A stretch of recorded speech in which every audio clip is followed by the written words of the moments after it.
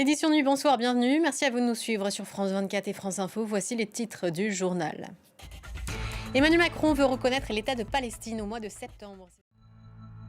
La France va reconnaître l'État de Palestine au mois de septembre. C'est l'annonce de ce jeudi soir ici à Paris. Pour le président français, il n'y a pas d'autre alternative pour la paix.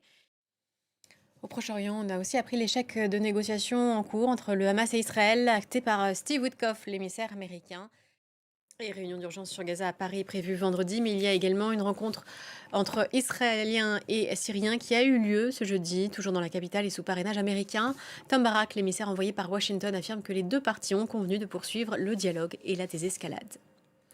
Dans le reste de l'actualité internationale, la frontière entre la Thaïlande et le Cambodge, théâtre d'affrontements entre les deux pays. Il y a au moins 12 morts en quasi-totalité des civils, bilan donné par Bangkok.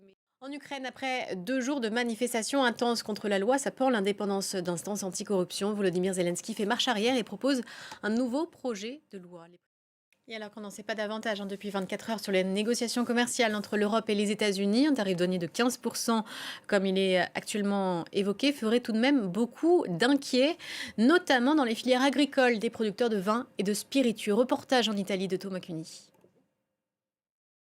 Et aux États-Unis, justement, l'affaire Epstein continue de faire parler. Le numéro 2 du ministère de la Justice s'est entretenu avec Ghislaine Maxwell.